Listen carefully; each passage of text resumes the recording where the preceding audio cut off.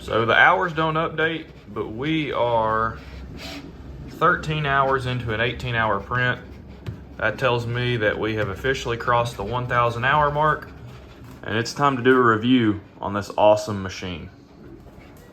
So before we start the review, this is an old video when I first bought the machine of unboxing, and as with everything else Bambu, unboxing is an absolute pleasure. It's just fun to do this. So first off, this machine is massive, so you may need help carrying it, but there's so much protection, so much plastic. I've never had a Bambu machine damaged. I know some have, but you can see how massive this thing is and just how well packaged it is. They do a great job. So the AMS is shipped inside. You have to take the AMS out. Their provided instructions are great, and the provided tools also work great too.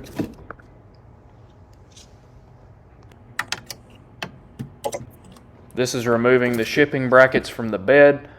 All this stuff is very well labeled and easy to access with the provided tools. The head is cable tied and blocked in place for shipping. Just kind of move that out of the way and take the shipping material out. One thing that is nice, all the screws that lock this machine down are labeled with those massive labels that say, "Hey, dummy, take these out." That's nice. So take that desiccant out of the AMS and throw it away. Use the bags that I'll show you later on. It's a lot better. So pretty much you just follow the instructions and hook this thing up exactly how they tell you and fire it up, and hopefully you'll have no issues.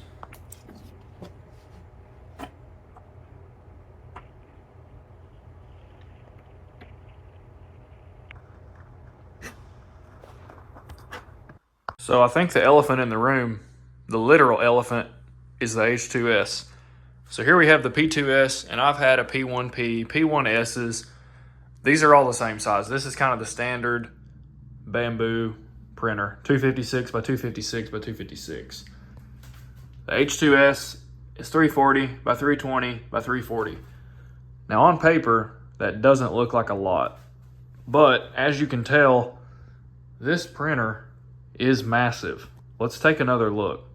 Here's the build sheet out of the P series inside here, and you can really see how much bigger this machine is. You can pretty much stick your entire head in this thing when you're working on it, which is just impossible in the P series.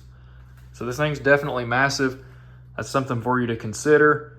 You can look the specs up online, but one thing they don't show you is the width of the feet. This thing will just barely fit on an 18-inch deep workbench, which is pretty common. It does hang off a little bit. Obviously the P series is not even a question, but this is really close, but it does fit, so keep that in mind. I have printed literally every material you can run on this machine. It does have the AMS2 Pro up there.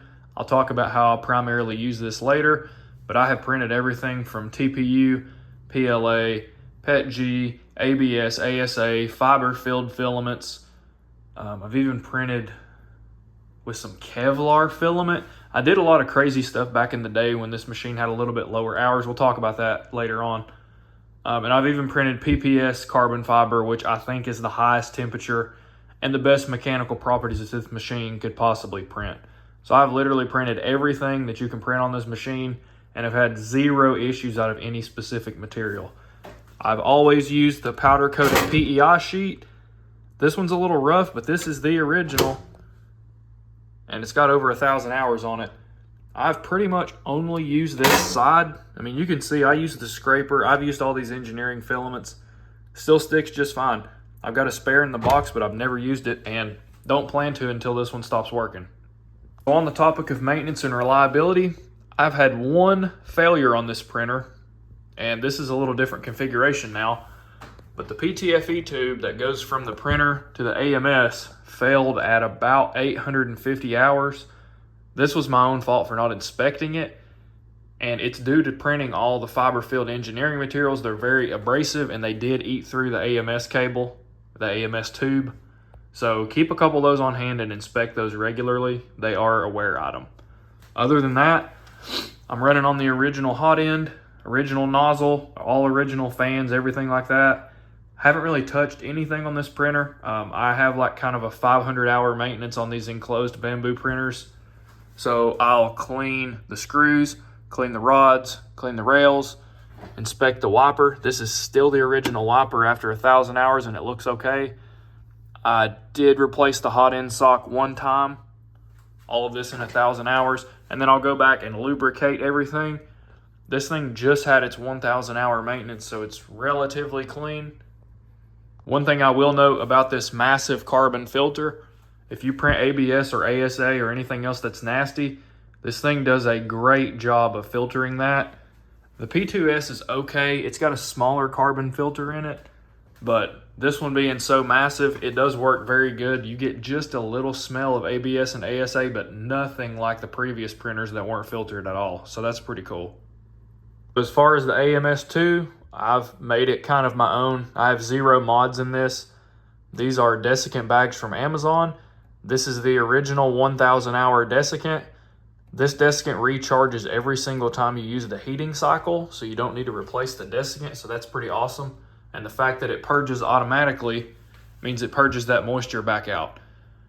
See, right now I'm at 16% humidity. I try to keep it somewhere 10 to 20% because I do mostly print PETG in production. We'll talk about that a little bit later. But anytime I get below or above 20% or I load new filament, I run a 12-hour plus drying cycle depending on the material, typically 12 hours for PETG. And that's mostly what this machine's used for. So here's the prime reason why this is the best printer for me. This is one of my production server racks. You'll notice this will not print like this on the P2S. I have to print this diagonal. So as someone who works a full-time job and is not here with the printers all day, that means I get one of these out per day. Well, 2, because I can run it overnight. On this machine, I typically run 4. I've ran up to 6. Obviously, they fit in here. We just kind of stack them on top of each other. So that is awesome. This usually runs 16 to 18 hours, completely unattended. Uses almost 1 full spool of filament. And with the AMS on auto refill, if it runs out, it doesn't really matter because there's 1 to refill right after it. This reason on its own makes this printer worth every single dollar. Speaking of the dollar, you can buy this printer right now for $14.99. I think Bambu's about to have a sale, but anyway, I paid more than this. I think it was $15.99 when I bought it. It was like $17 and some change after tax. Worth every single penny. If you want a just straight up production machine, this is the machine you should buy. You might want to wait until it's on sale. It may go down a few more $100s, but I think this thing is killer for the money. So after 1,000 hours, I am noticing no wear on the belts, no loss of tension, no issues at all. This thing is just as rock solid as it was when it was brand new. Here's a part that just came off. This was the part that broke the 1,000 hour mark. This thing's just spotless. This is PETG Basic. I know I had some earlier discussions on HF versus Basic. This is the new Basic, but printed at HF settings, so even faster. It looks awesome for 1,000 plus hours. So as with all things, I know I've said a lot of good, but there are a few negatives about this, as with anything else. You'll notice my firmware version is almost the original firmware. I've had a lot of Bambu printers all the way back to the P1P era. I've never updated the firmware on any of those printers after like the initial firmware with bug fixes because they just run. And after everything Bambu's been through lately in the news, I probably wouldn't update my firmware either. So I pretty much run stubby USB and Wi-Fi all the time and pretty much the original firmware. I've had no issues except this machine will not run a calibration. I ran the initial calibration at 0 hours and there's a bug in the firmware. When I went to version 1.1 basically, it would not do a calibration since then. So that 1,000 hour print you just saw is with no calibration. I've moved this machine, maintenance this machine, all kinds of stuff, have never done a calibration since 0 hours. So the next thing I'm gonna do, I've got a kilowatt plugged up to the printer. This thing is an absolute power hog, so we need to discuss that. This machine is totally cold. Cold, cold, cold. You can see that right there. Cold. Also cold on the bed. So we are going to print ABS, which requires the chamber heater, the bed, and the nozzle to heat up, and we'll take some readings. Just sent the job over. We are heating bed, chamber, and nozzle all at the same time. And we are pulling a whopping 12 amps at 120 volts. If you like wattage, this is 1300 watts at 120 volts, almost 12 amps. So what you will see, now it's above 1300, the AMS is loading material, still about 12 amps. So what you will notice is the standard circuit in the US is 15 amp, sometimes 20, but 15 in residential. You cannot run two of these machines at once. When this machine is actually printing, obviously the amperage goes down. We'll check that out in a minute, but I already know this is not gonna work.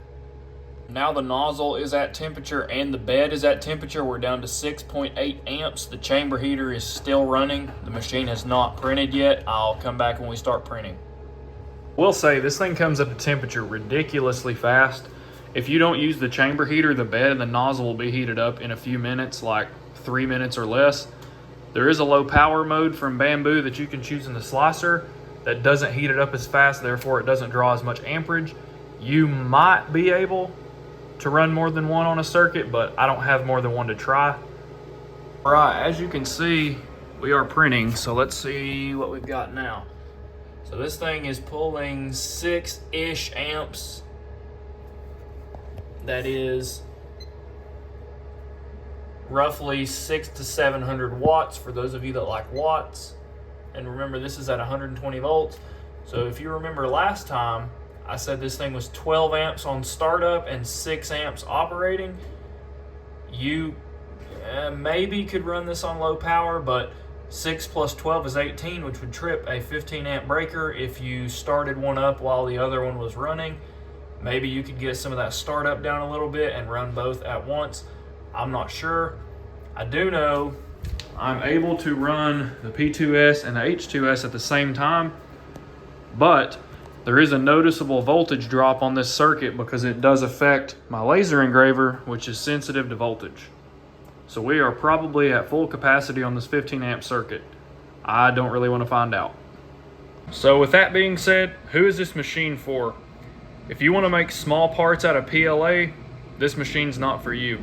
If you want to make large engineering style parts, this is the ideal machine for you. As we've seen, it's not really economical to run this machine with little bitty parts at a time because it takes so long to heat up, and that's money out of your pocket. Overall, this has been the best investment I've ever made for my small business, running little boy and big boy.